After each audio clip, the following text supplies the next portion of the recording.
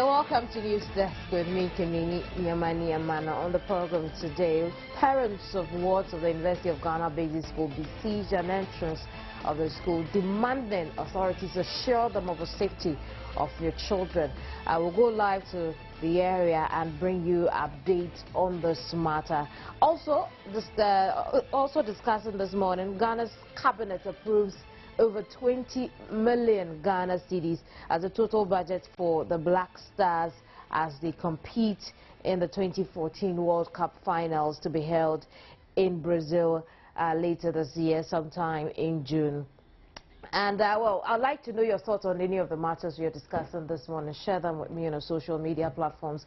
Joynews on TV, on Facebook, and on Twitter. I tweet at Kemini. I'll be so glad to share your thoughts with us, with the rest of us here. Let's get into the first matter of the day. And several parents of wards at the University of Ghana Basic School besieged one of the gates of the University of Ghana, the one leading to Achimota, demanding assurances from the authorities over the safety of their children. The parents say they were asked to drop their children at the gate to be conveyed by a bus provided by the university because they did not have a sticker to access the university's roads. You also recall that about 2 weeks ago, the University of Ghana had come out with a statement saying that as of March or from March 15, it won't allow vehicles without the stickers to exit or enter the school, and that has taken effect already since Saturday. Now, parents have been asked to buy a sticker at a fee of 400 cedis to have continuous access to the university for a period of 1 year. Now, this is what some of the parents are saying, that the cars that go to drop the children are not the same cars that go to pick them, and so if they have to buy stickers, then they will buy 2 stickers. But let's go live now and have a feel of the situation ourselves. We join Matilda Vomega, who is there for us. Hello, Matilda. Hello, Matilda. Hello, Kemini. What more can you tell us? You know, issue about this Lagos toll road has been causing a lot of convenience for Lagos. And this morning is no different. At the Gimpa at Chimota route, the parents who have their children at the University of Ghana have to pass their cars because they do not have stickers which will allow them to have entry into the university. And this is causing a lot of confusion yet because these parents have to pass their cars and then make their children walk all from here to the main campus. And I have some of the parents here who have been speaking to share with us their frustration because in fact this year is causing a lot of traffic. So I'll be working with some of these parents to speak to them and then find out what exactly has been going on. Hello, your life. All right, so here's what we'll do. We need to rectify a situation. We'll do that and then we'll go back live to the University of Ghana campus where several parents of wards at the University of Ghana Basic School have besieged one of the gates, and like I explained earlier, the gates that leads to Achimota, demanding assurances from authorities over the safety of the wards. Why are they asking that? It's because they do not have the University of Ghana sticker, which costs 400 cedis a year, and that means that they can't have access to the school's roads. And so then what the university has done is it's provided buses for their children or wards to be conveyed from the entrance or the exit point to their school. And the parents are unhappy about that because they say it's no assurance for the safety of the wards. Pretty shortly, we'll go back again to the University of Ghana campus and have a feel of the situation. I'm sure you saw earlier that a number of parents had lined up and were interacting with one another over the situation. But you recall, so the University of Ghana 2 weeks ago had made clear that if you do not have a sticker by March 15, you couldn't have access to the university's roads, and it seems to have taken effect. The university claims that the money or the tolls it would take will help it repay a loan it contracted from a bank to put the roads in good shape.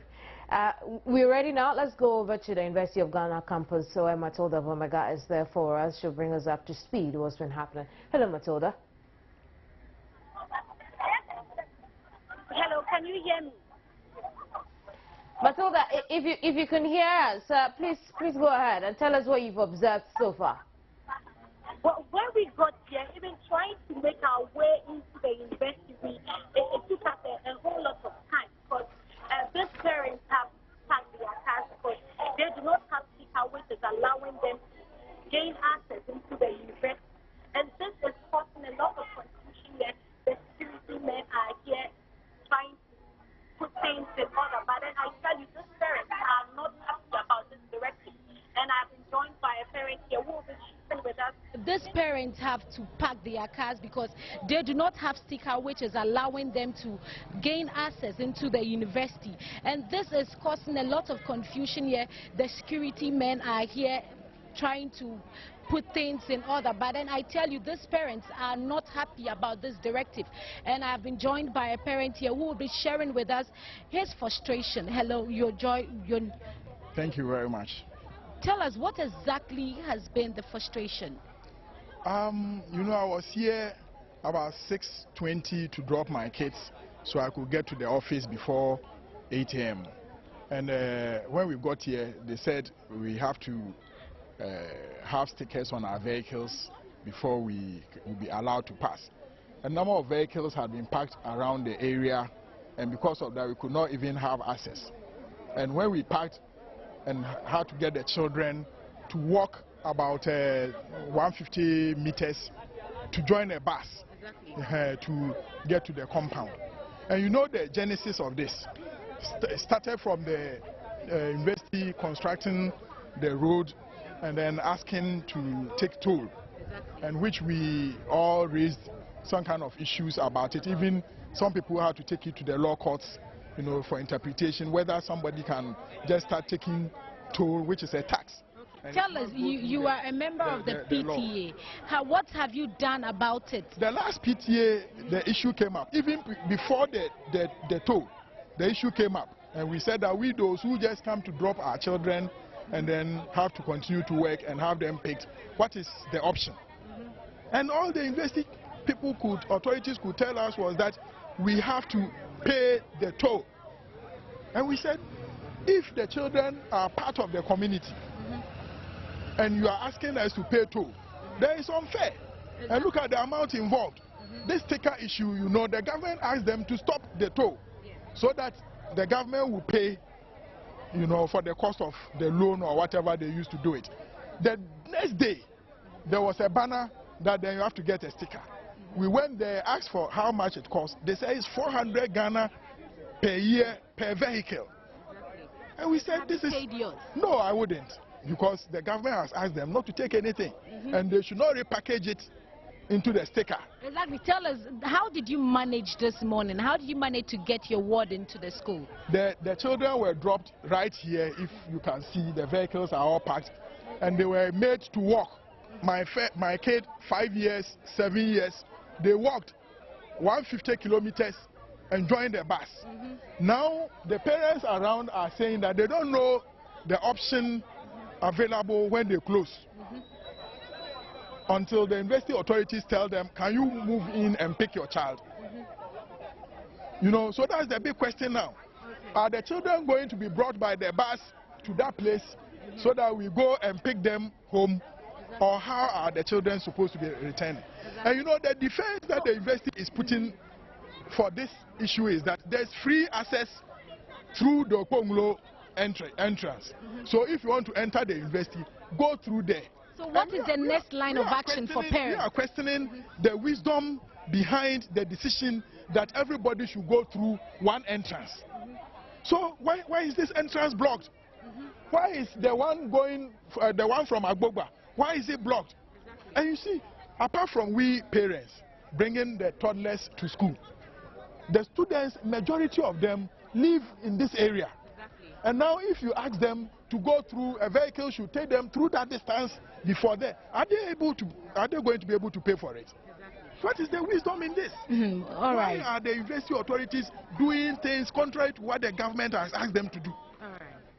Thank you. We'll be speaking to you afterwards. Kemini, you heard it all for yourself. We are still joined by many parents who are still sharing their frustration about this. Hello, good morning. Good morning. Please, you're live on Joynews Multi TV. Hi. Tell us, what exactly has been happening this morning? Well, I was going to drop my wife, who works at Legon EcoBank, and I couldn't go through when my kid goes to school up here too. So what I have to do is we have to go all the way around for her to get to work. She was late, right? My concern is it's not even about whether my kid was able to go to school or whether my wife was able to go to work.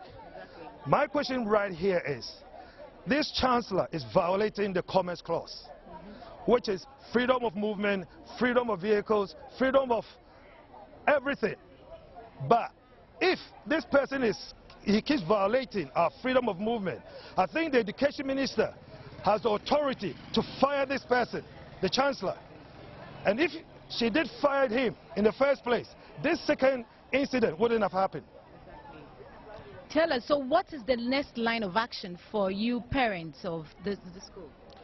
The next form of action for us is we're going to lobby the education minister and make sure this chancellor gets removed from office. Exactly. Thank you so much. Kemini, you heard us speaking to some of these parents, and I must tell you, a lot of them are expressing their frustration at this directive. But then we'll try and get more of them to speak to us on this issue. We'll be joined lately by a student of the University of Ghana who tells me that she has to miss her lectures today as a result of this. Hello. Hello. Your name, please. Mary Mensah. Tell us, you are a student. Tell us, how has it been like for you this morning? Okay, this morning, when we were coming from the house, we realized huge traffic at the side of the road. We were surprised. So we actually got down to inquire what was happening, and we were told there was no entry.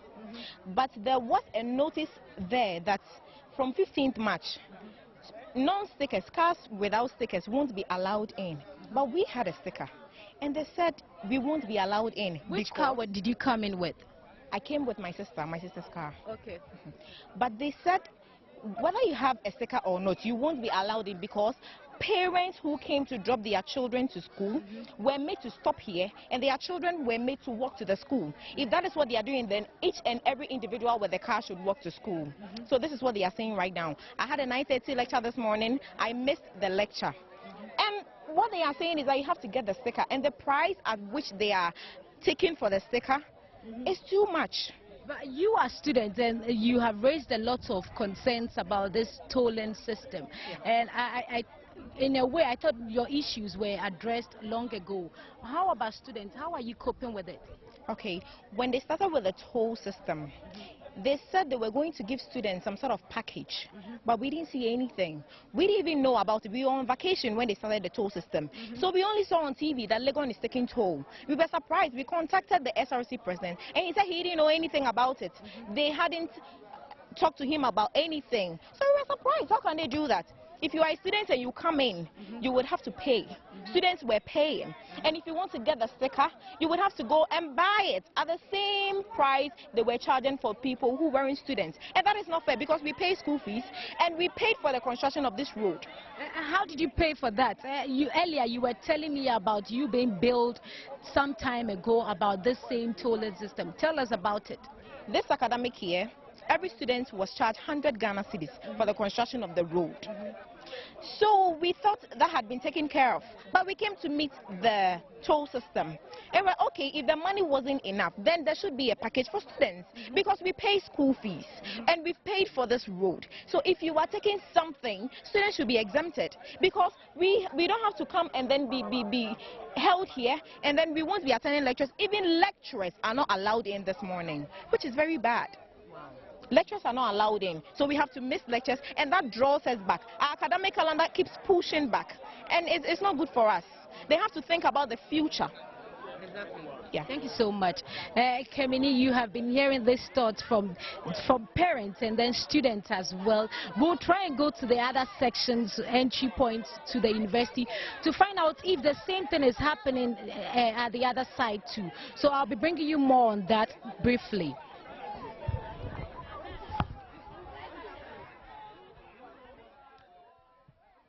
Right, so thank you very much, Matilda Homberg. I will bring you more on this in the course of the program and perhaps in subsequent bulletins as well.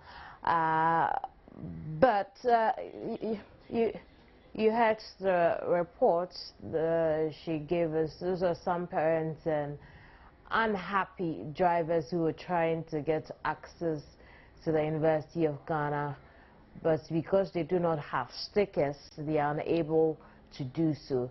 These persons are just standing there, not know what action to take. But like you heard, parents whose children attend the University of Ghana Basic School have had to leave their children, walk 150 kilometers into the school so they can be conveyed from the entrance to their school. And the parents' worry is the safety of their children, and they have, like you heard from that parent, they have decided that they would petition Minister of Education to remove the Vice Chancellor from office. How possible that is, we'll investigate and let you know. Right, and so there'll be more on this later. Don't go away.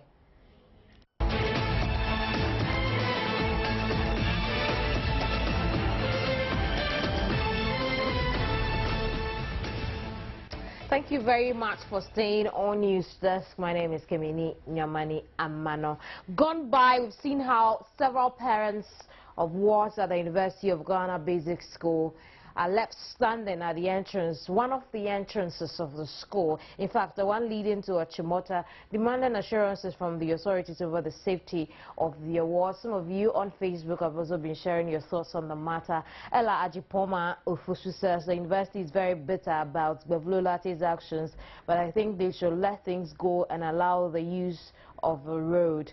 Nanake, well, that's Ghana for you. Government keeps promising but cannot fulfill them, and that's how far we've come as a country. Richie Kofi says, and who would suffer in the end? The students, the staff, and the ones to suffer. Idrisu Mustafa is asking, can the government fire the Vice Chancellor? He's becoming a law unto himself, causing inconveniences to everybody in the name of tolling. Can anyone muster courage to sack him immediately? Harry Scott Quatin says, government of Ghana, let's take it like that, even when we're suffering from the other thing. I'm not getting that right, but thank you very much for your comments all the same. Now let's move on to something else that has to do with the Black Stars of Ghana, and Ghana's cabinet has approved over 24.6 million Ghana cedis as the total budget for the Black Stars as they compete in the 2014 World Cup festivities to be held in Brazil this June. And this was contained in a press release signed by Minister for Information and Media Relations, Mahama Ayariga. Now here's a breakdown of the total amount and it says that for the first group stage of the competition, Cabinet has approved the release of over 10 million Ghana cedis to the GFA to finance Ghana's participation. And for subsequent stages of the competition, a further amount of over 14 million cedis has also been budgeted to cover the team's expenses if they qualify. Now this brings the government's commitment to the Black Stars participation to a total of 24,677,025 cedis. I believe I got that right. And that's how much we are committing to the World Cup.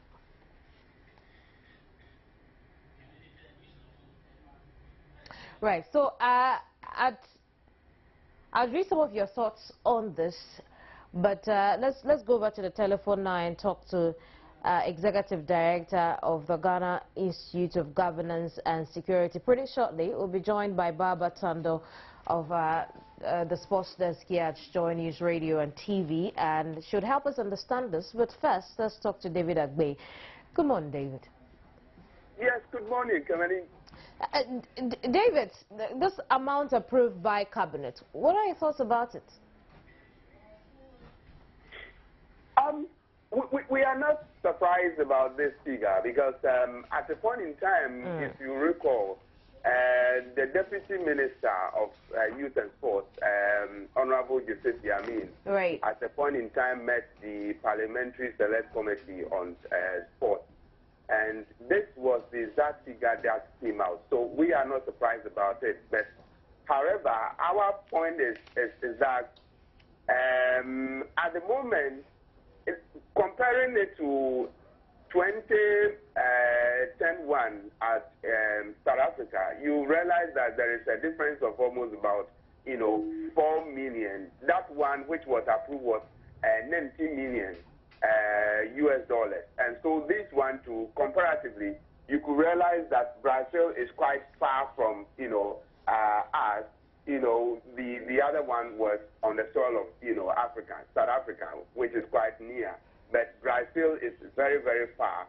So you could realize that hotel and other accommodations and other, things that's needed will be quite different from our own soil. So we are not surprised about it, but we are looking at the issue of the money. Is it going to be for the players and other, supporters that will get in there, or what is this, figure for? Is it for the holistic figure for, the World Cup events, including all the supporters unions and all those people? I mean, we just want to get a clarity on that, because as it is now, this figure is just being boxed, and we don't know, is it for supporters union, is it for the players, and all that. We need to get those differentiation, and we need to get all those differences so that one could say that is it the players who are demanding more, or is other ingredients which are calling for these jump of an increment. Is this something we can afford at this time? We're doing it, yes, but can we afford? Should it be the top of the priority list? As for the affordability, we all know the situation on the ground as we speak, that the government is not having enough money to spend at all. You could realize that the whole economy is not in a good footing at all. But here we come. This is an exigency of time which qualify for the World Cup, and this World Cup is a grand star, the 20th FIFA World Cup event in Brazil, the football city. And so no matter the situation, government needs to look for money for us to get in there and to brand ourselves. I mean, this is the time we have qualified for a third time World Cup event. So no matter situation, we have to find money by hook or crook to be able to get in there to brand Ghana. If we are just going there to say hallelujah to let's say Brazil, then there is no need to spend such a huge amount. But we are getting in there to brand Ghana, to ensure that Ghana gets value for money, Ghana be able to sell itself, Ghana be able to sell itself to the world that yes, Ghana, a small country, we have also qualified for the World Cup, and then we need to take an advantage of branding the country. That is, Brazil is a country that is endowed with a lot of things that Ghana can learn out of all those things. So I think that if we are able to do enough by branding Ghana, David, yes. You make it sound as though it's a year-long event. This is just a month-long event, and we're spending over $20 million on this. Yes, it is quite expensive. It's almost about 29 days. We'll start from on the 12th of June and finish on 13th of July. So it's 1 month. But I'm looking at how Ghanaians are going to take advantage of these World Cup events, where when we went to part of the world. David, I get that point. When we went to South Africa with $19.5 million, what was the advantage we took off? For me, the advantage could just be that Ghana is trying to brand itself. Apart from that, there is no much, there is no much to benefit out of. But I'm, emphasizing on the point, if we can actually brand Ghana, get some economic value out of it, be able to take advantage to, ensure that Ghana gets other benefits, other economic benefits out of these World Cup, fine enough. But to go in there and give all this money to the players and the supporters union and all that, it is not worth it. But the reality is that we are looking at the branding strategy of this country. If we can actually maximize, if we can actually, bring Ghana to the fore of the whole continent, that yes, Ghana has a certain values, and Ghana has a certain culture to depict to the whole world that yes, we are actually also part of the world. Fine enough, but in any absence of that, then this money that we are going to spend does not have any value. So our point is that we need to get a clear value for this money if probably we can actually brand the country. I see. But could we have done this cheaper? You look at the other 4 African countries that are making it for the World Cup, and we seem to be on the high side. Could we have done this any cheaper? Yes, of course. We could have done it, quite on a cheaper side. But I think that the GFA and the football ministry might have been dwelling itself from the point that, okay, when we went to South Africa, we spent 19.5 million. So why not, spend a little bit more going to, Brazil, which is quite very far from us. But then we need to also, ensure that we cut down on a certain expenditure which might not be quite necessary on this occasion. So I think that they could have done better, but we do not have the full budget which Ghana government, and for that matter the cabinet, has looked at it, and this is the way they want us to go. So we have less to say, but then we want to caution government that government need to be very sensitive to Ghanaians, that now we are in a difficult situation. So anybody at all will be able to criticize this, that only few people are going to Brazil. So what is the economic value of it? What are we going to benefit from this? And we have to spend almost 24 million, in Ghana cities and all that. Everybody will be able to criticize this. From where you sit, what can we benefit from spending 24 million on the event? What we would like to, benefit is the only point that I think that we are going to benefit is to brand, Ghana. To brand Ghana, that Ghana has a certain unique, cultures. Ghana has a certain, values. Ghana has a certain, How are we going to exhibit that when our boys are playing? How are we telling people that when we stay in Brazil for 1 month? It all comes down to, branding strategy. Ghana has a lot of things that we have to, sell it to the rest of the world. So are we going to hold carnivals? Are we going to put up billboards in Brazil? Not at all. What is it that we can get from Brazil back, that we are investing this amount of money into the tournament? Yes, I like your question that you are pushing me to the wall, but the reality is that this is something that we also need to represent. I mean, we are not the only country which is a poor country, but the situation demands that we have to be there to be able to exhibit ourselves, to be able to exhibit that, yes, Ghana, I mean, travel beyond the shores of Ghana. People even thought that Ghanaians will even sleep on a tree. So when we are there at the World Cup, where all the 6 continents of the world will be able to see that, yes, Ghanaian, here we are, it also depicts a certain, image of the country. So I think, in my opinion, I think we did that pretty well at South Africa 2010. We don't need to prove a point now. We need to live within our budget. If government cannot provide money for more schools, if government cannot provide money for more hospitals, we shouldn't be able to provide more money for soccer. We went to South Africa with 19.5 million. We made 11 million. We couldn't even break even. So if it's a business that is going to bring us losses, why invest into it? I agree with you entirely. That is why I said that, our cabinet, and for that matter, the seat of government, it should have been more sensitive to Ghanaians as far as these amounts are concerned. And so we have a certain, liability here.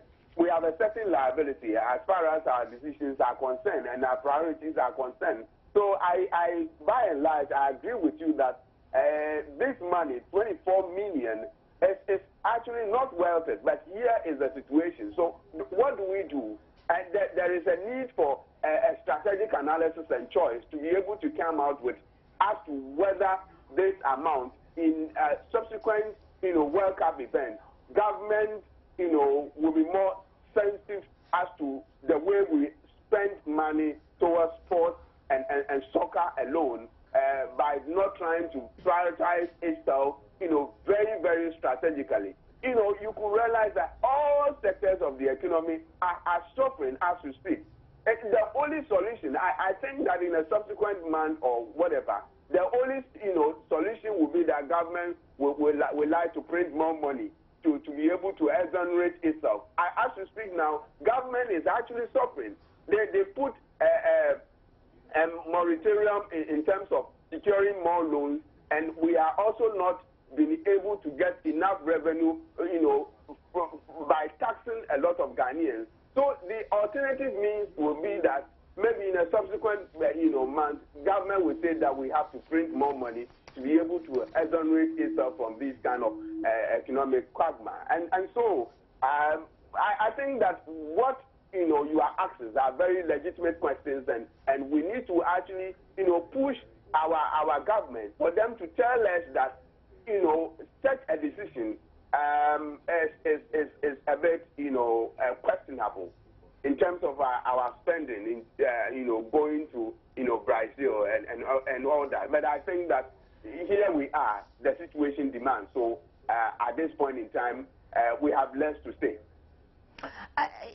Let's talk about transparency when it comes to where we are getting the money from to be able to, where we're raising the money from and what we use the money for. Does it bother you? It does. Transparency is part of, democracy. And so if a country keep on touting itself that we are quite democratic, we are doing this, and, the world applauds us for our credentials, but you could realize that we have a disability when it comes to transparent, government in Africa. And so, Ghanaians, that is what we need to all push for, the bill of flow of information. Now, when you ask government, the most annoying part of it is that every government or every official of government is trying to say that we have a crocodile skin. So no matter how you sound, no matter how you talk, we don't care. We are quite, trying to, we will not succumb to any pressure and all that.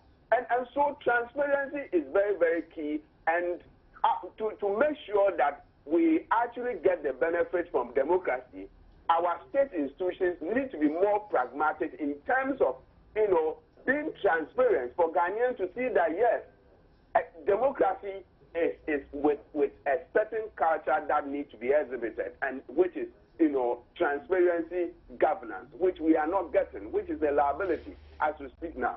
So it is something that we need to actually push our government functionaries for them to answer all those critical questions. Right. How can we ensure that indeed, when they come back and we make some money, we would know where that money went, or would understand better where our government is raising the money it commits to the Black Stars from? I think it's a collaborative responsibility. You are asking the critical questions. We are also trying to find a way of that, which suggests that we want transparency in our governance, circle. So let's keep on, telling our leadership that we are demanding a lot from them, and which they must be ready to also provide us with critical answers. And so we should not just play a lip service by saying that Ghana is a democratic country without making sure that there is a transparency, hovering around all the quarters of our governance processes. Right, we'll leave it here for now. Thank you very much, David. David Agbe is Executive Director for the Ghana Institute of Governance and Security. And I'll read some of your messages when I return. Don't go away.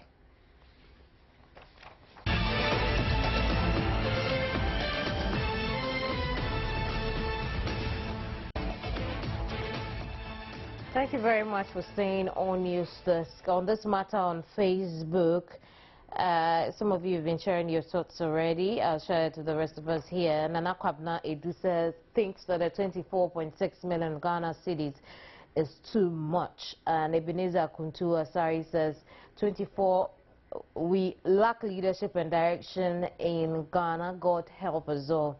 Jones Tata says, well, it's too much, but they deserve it.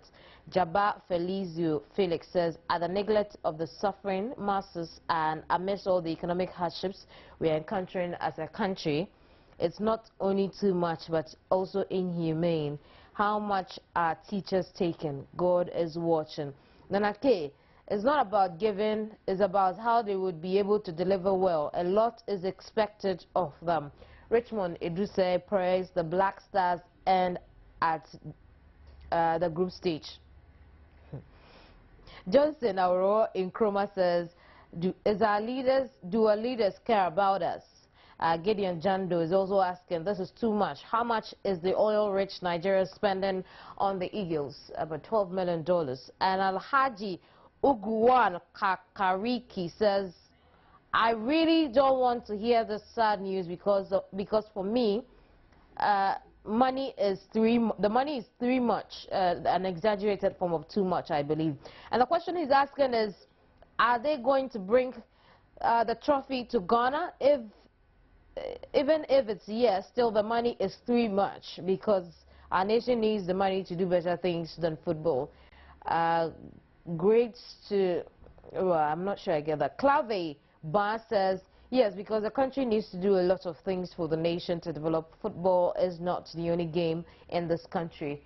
They need to support others, other lesser known sports, I believe.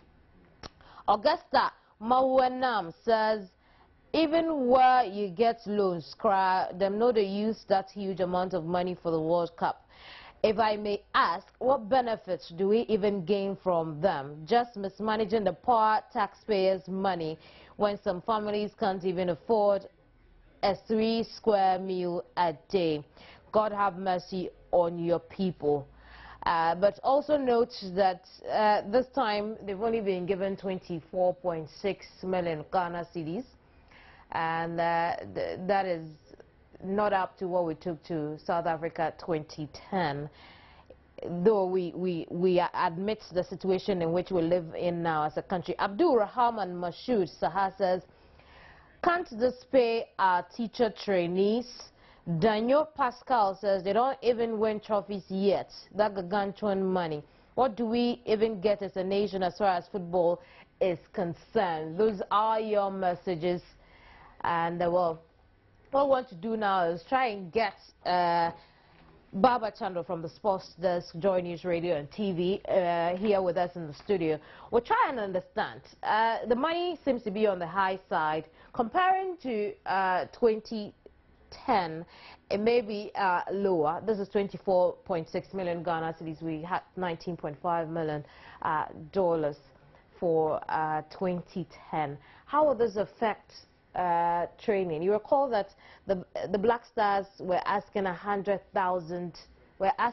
$100,000 per player for appearance only, and so we'd want to know. We admit it's on the high side, yes it is, but now that they didn't get what they want, how is the GFA raising the rest of the money to support the Black Stars, and how will this affect the whole psyche going into 2014? 2014. In the absence of that, while we wait on that, let me just tell you the Parliamentary Select Committee on Roads and Highways is touring the ferry site, which has been designated to convey passengers and vehicles across the Volta River after the closure of the Adom Bridge. Members of Parliament last week expressed concern over the hardship brought about by the closure of the bridge. The MP said alternate roads had been rehabilitated, while one of the ferries, which had been secured to carry humans and vehicles across the Volta River, was not in good shape and broke down frequently. MPs also noted the Ghana Highway Authority appeared not to have made adequate preparation for the shutdown. Adom Bridge at Atimpoku in the Sojaman district in the eastern region was closed to vehicular and human traffic on Monday, March 10, 2014, for major rehabilitation works to begin.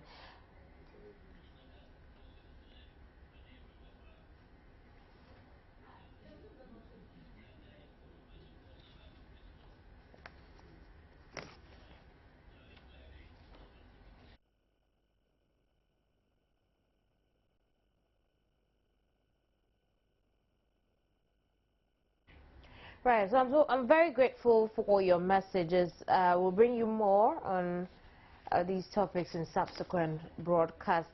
I'm even more grateful for the messages you send through social media platforms. Always Joynews on TV, on Facebook, and on Twitter. I'm on Twitter as well. I tweet at Kemini. I'll be so glad to interact with you afterwards.